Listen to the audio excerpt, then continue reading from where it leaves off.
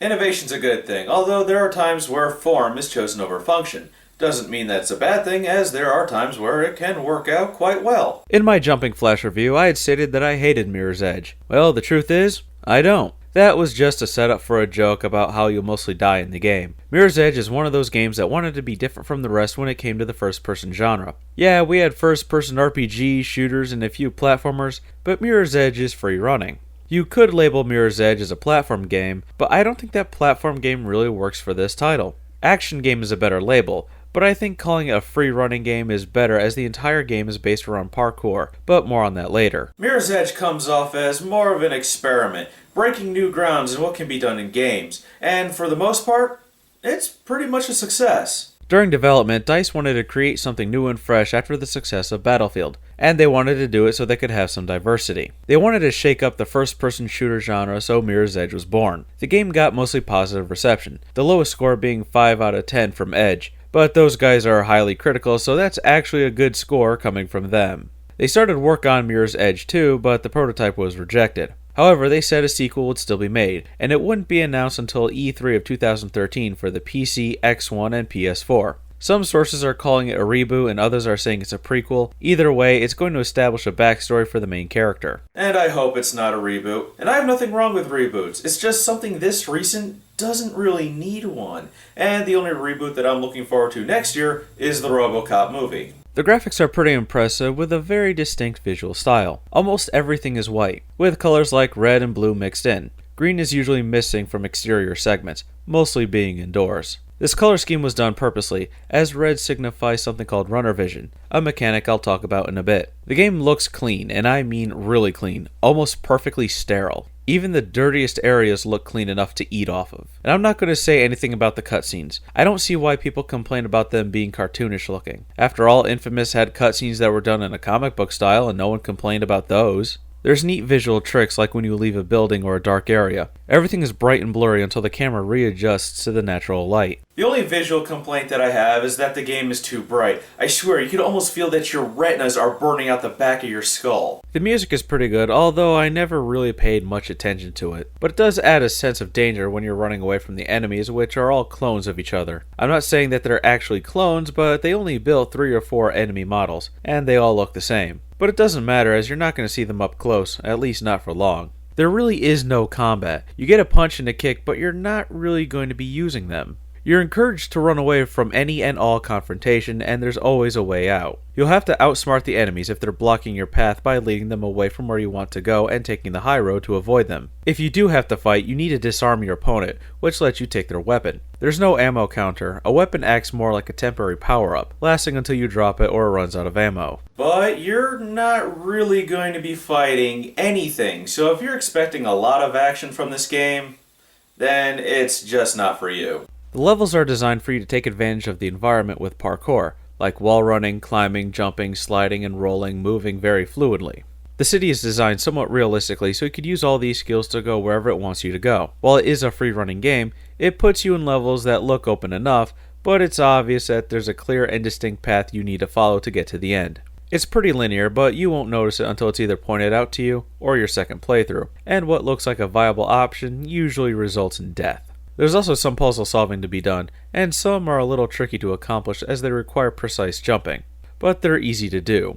But the runner vision makes everything easier. When you approach something that you can or need to use, it turns red as you approach. Now, when I first played this game on the PS3, the runner vision was delayed.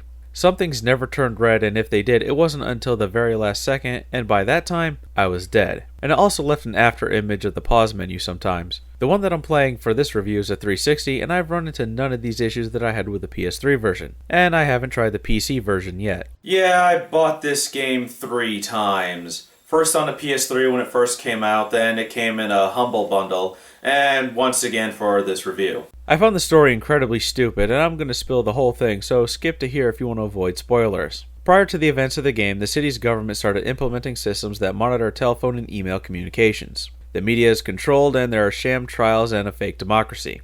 However, there is no crime in the city. Everyone lives comfortably, and the city is very prosperous. You play as Faith, a runner, which is a courier who delivers written communication for money. Her mother was killed in a peaceful protest against the city's new laws and regulations that went horribly wrong. My question is, what are these written communications about? We're never told, and whatever they are, it can't be that bad as we're not seeing anything bad happening as a result of the runners delivering these communications. Faith's sister is framed for the murder of a new mayoral candidate who was going to undo all the regulations. It's a conspiracy story, and it's a pretty much color by numbers one. The government wants control, a guy wants to change it, they whack him, blame an innocent. It's kinda like Enemy of the State, only in video game form. Funny enough, after the sister is framed, they don't spend much time on her situation. They go looking for this Project Icarus thing, which they treat as a clue to the murder, but they just assume that it's a clue as it was torn from the victim's journal. But the thing is, Project Icarus is totally unrelated to the murder. It's police training in parkour so they can catch runners. They find out that there's runners that you know who are part of it so they can remain untouched by law enforcement. Faith then remembers that she has a sister that was arrested and convicted, who is an idiot. Her sister refused to run away with Faith because it would make her look guilty. She knows that the government is corrupt and it would be impossible to prove her innocence anyway. It was an unwinnable scenario for her. Faith then destroys the city surveillance servers and breaks her sister out of custody, which only gives the government more reasons to control the population. Congratulations, you just screwed everything up for everyone else just because you had to have your little hissy fit.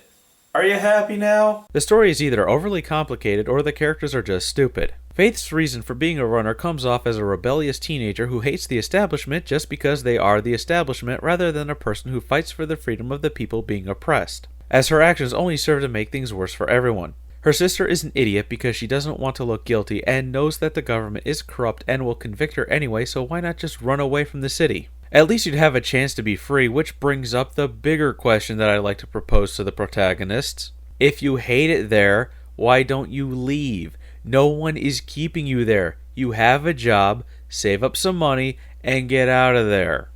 If you're gonna put conspiracies in your game, you have to do it right. Look at Metal Gear Solid. The entire series has an overarching conspiracy with the bad guys trying to control the world. In fact, in Metal Gear Solid 4, they pretty much already do, and no one knows. The story is complicated, but the characters are smart enough to take down what needs to be taken down so things don't get worse, and if they do get worse, they take care of it quickly and efficiently, and all the little details are taken care of, leaving no loose ends. Yeah, the Metal Gear Solid characters are trained military, and Mirror's Edge are just ordinary people, but as an ordinary person, you should have the common sense to stop and think that your actions can make things worse. Maybe if this game got a sequel in a timely manner, some of these story issues might have been cleared up. Or maybe if this game wasn't 4 hours, they would have had more time to explain the story better. Yeah, the story part of the game is only 4 to 5 hours. Maybe only 2 hours if you know where to go, skip the cutscenes, and do everything perfectly. Aside from the short length of the game of the story, which I don't understand, the biggest issue that affects the overall gameplay is that you really can't see yourself in relation to the environment, which can result in jumps falling short or running off of buildings because you jumped a second too late. But that was easy for me to get used to. It was the wall running that was the trickiest thing for me to do.